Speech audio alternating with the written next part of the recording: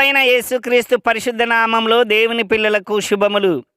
ప్రియులరా, MPR message అను YouTube channel ద్వారా ప్రసారమవుతున్నటువంటి ఈ వీడియో సందేశాలు మీ ఆత్మీయ జీవితానికి మేలుకరంగా ఉన్నవి అని మీరు భావిస్తే తప్పకుండా సబ్స్క్రైబ్ చేసుకునండి. అలాగే వీడియో సందేశాలు మీ ఇరుగు పొరుగు వారికి, మీ స్నేహితులకు, మీ బంధువులకు షేర్ చేయండి. ఈ ఛానల్ను సబ్స్క్రైబ్ చేసుకోమని చెప్పండి. అంతేకాకుండా ఈ వీడియో సందేశాలలో మీకున్నటువంటి సందేహాలు, అనుమానాలు, ప్రశ్నలు నాతో మీరు షేర్ చేసుకునండి. ఈ యొక్క వీడియో సందేశాలు మీ ఆత్మీయ జీవితానికి మేలుకరంగా ఉంటే ఖచ్చితంగా మీ స్పందన నాకు తెలియచేయండి. మంచిది. ప్రియులరా, అంశము బోధకులారా సిగ్గుపడుడి, ఇది మీరు నేర్పిన విద్యనే. సామెతల గ్రంథము 22వ అధ్యాయము 6వ వచనం. బాలుడు నడవవలసిన త్రోవను వానికి నేర్పుము, వాడు పెద్దవాడైనప్పుడు దాని నుండి తొలగిపోడు అని వ్రాయబడింది. ప్రియులరా, నేటి దినాలలో సంఘ బోధకులను, సంఘ కాపరులను పరిశీలించి చూడండి. వారు సంఘానికి నేర్పుతున్నవేంటో ఒకసారి పరిశీలించండి. వాళ్ళు నేర్పేటటువంటి మాటలే సంఘ విశ్వాసులు నేర్చుకుంటారు. వాళ్ళు నేర్పేటటువంటి బోధనే సంఘ విశ్వాసులు నేర్చుకుంటారు. ఈ సంఘ బోధకులు, సంఘ కాపరుల నోట నుండి వచ్చేటటువంటి చాలా విపరీతమైనటువంటి ఊత పదాలు కొన్ని ఉంటాయి. అందులో కొన్ని గమనించండి. Hallelujah, amen, God bless you, praise the Lord, దేవునికి మహిమ, దేవునికి స్తోత్రం, టచ్, అగ్ని వస్తుంది, అగ్ని దిగి వస్తుంది, అగ్ని తాకుతుంది, అభిషేకం కలుగుతుంది, ఈ పదాలే వాడుతూ ఉంటారు. వాళ్ళని నిద్దట్లో లేపి ప్రార్థన చేయమని చెప్పినా లేదా బోధ చేయమని చెప్పినా వాళ్ళకి సులువుగా వచ్చేటటువంటి మాటలు ఇవే.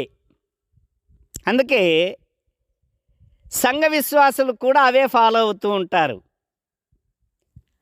అలాంటి కోవకు చెందినటువంటి వ్యక్తి, ఒక యవనస్తుడు,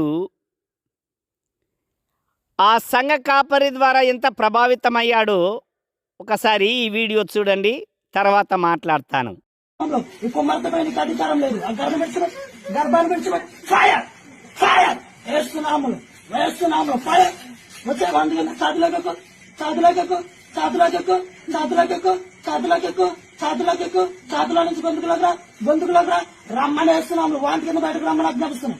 వాంతి కింద బయటకు రమ్మని ఆజ్ఞాపిస్తున్నాం. నువ్వు సైలెంట్ గా లేక ప్రార్థన చేయొద్దు.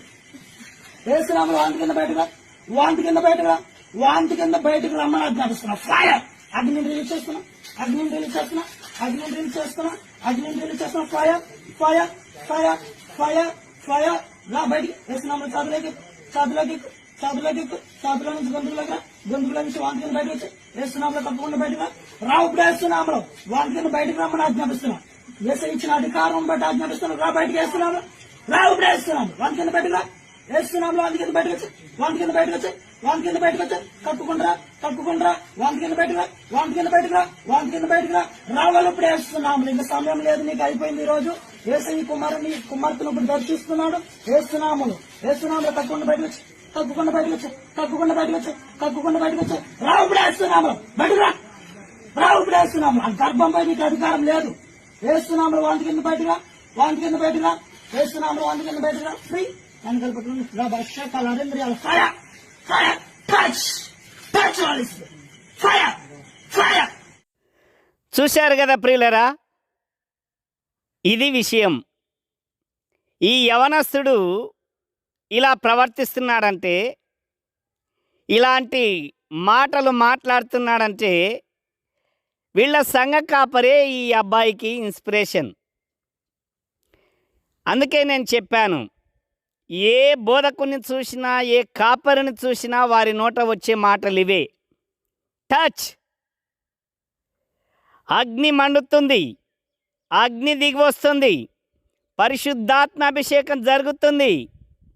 హల్లెలూయా, ఆమెన్. దేవునికి స్తోత్రం, దేవునికి మహిమ. ఇప్పుడే స్వస్థత కలుగును గాక అని పలుకుతూ ఉంటారు. ఈ అబ్బాయిని ఈ మాటలు బాగా ప్రభావితం చేసినట్టున్నాయి. అందుకే గర్భంలో నుంచి కడుపులోనికి రా, కడుపులో నుంచి ఛాతీలోనికి రా, ఛాతీలో నుంచి గొంతులోనికి రా, గొంతులో నుంచి బయటికి రా, వాంతికి రా, వాంతికి రా, వాంతికి రా, కక్కు కక్కు అని పలుకుతూ ఉన్నాడు. అగ్ని మండుతుంది, అగ్ని తాకుతుంది, అగ్ని తాకుతుంది, టచ్ టచ్ అంటున్నాడంటే ఎంతగా ప్రభావితమయ్యాడు ఈ అబ్బాయి ఆలోచించండి. మన సంఘాలలో కూడా ఇది జరుగుతున్నది అని ఈ యొక్క వీడియోను బట్టి మనం గ్రహించవచ్చు. ప్రియులరా, ఎంత విచిత్రమైన స్థితికి వచ్చిందో ఆలోచించండి. బాలుడు నడవవలసిన త్రోవను వానికి నేర్పుము, పెద్దవాడైన తర్వాత దాని నుండి తొలగిపోడు అని వాక్యం అంటుంటే, సంఘ బోధకులు, సంఘ కాపరులు, సంఘ విశ్వాసులకి, యవనస్తులకి నేర్పుతున్నటువంటి మాటలు ఇవే. టచ్ టచ్, అగ్ని మండుతుంది, అగ్ని అభిషేకం జరుగుతుంది, ఇప్పుడే స్వస్థత కలుగుతుంది, ఇప్పుడే స్వస్థత కలుగుతుంది, యేసుక్రీస్తు నామములో ఆజ్ఞాపిస్తున్నాను. ఈ మాటలు తప్ప నేటి సంఘ విశ్వాసులు, యవనస్తులు నేర్చుకున్నటువంటివి ఏవీ లేవు. ఆలోచించండి ప్రియులరా. ఈ యవనస్తుని జీవితము వలె, ఈ యవనస్తుని భక్తి వలె నీ జీవితం ఉన్నదేమో ఒక్కసారి నిన్ను నీవు పరిశీలన చేసుకో. నేటి బోధకులు, సంఘ కాపరులు వాక్యాన్ని నేర్పించవలసిన పని కలిగిన వారు దానినంతటిని పక్కన పెట్టి ఏ సభలలో చూసినా, ఏ ప్రార్థనా కూటాలలో చూసినా స్వస్థత కలుగును గాక ఆజ్ఞాపిస్తున్నాను, యేసుక్రీస్తు నామములో ఆజ్ఞాపిస్తున్నాను, ఇప్పుడే స్వస్థత కలుగును గాక, ఆమేన్, హల్లెలూయా, దేవునికి స్తోత్రం, దేవునికి మహిమ అని చెప్పటం వల్ల జనులను ఇలాంటి జోల పాటలలోనే లాలిస్తూ నిద్రపుస్తూ ఉన్నారు అని తెలియచేస్తున్నాను. ప్రియమైన దేవుని పిల్లలారా, యేసుక్రీస్తు ప్రభువారు శిష్యులకు వాక్యం ఇచ్చాడు. అపోస్తలులు ఆదిమ సంఘకాలంలో సంఘ విశ్వాసులకి వాక్యాన్ని ఇచ్చారు.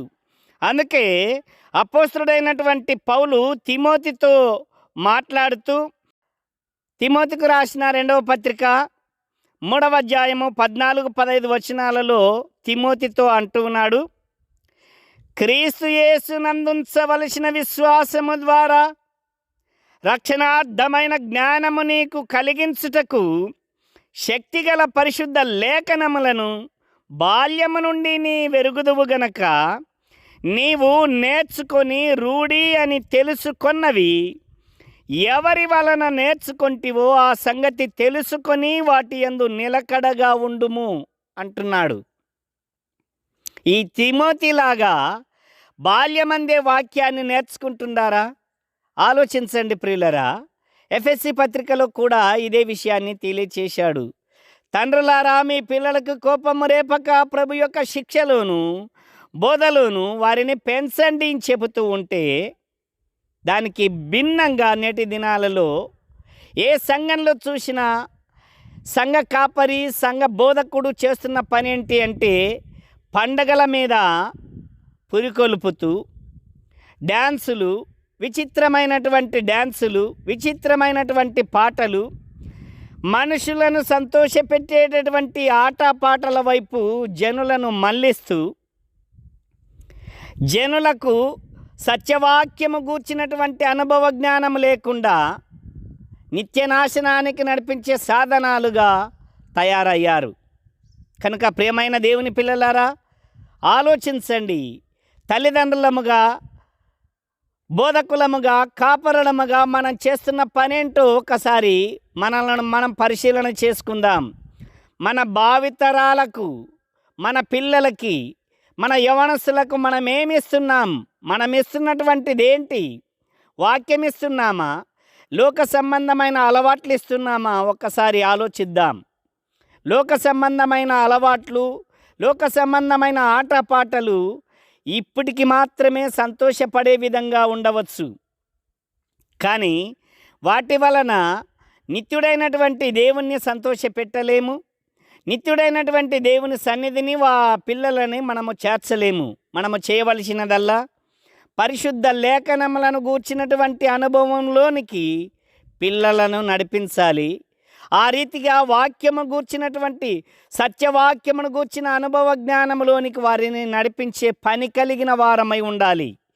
అప్పుడే ఇలాగున ఉండక వాక్యమెందు ఆసక్తులై వాక్యము నేర్చుకొని వాక్యము ద్వారా నిత్య జీవార్థమైనటువంటి ఆశీర్వాదము పిల్లలు పొందుతారు.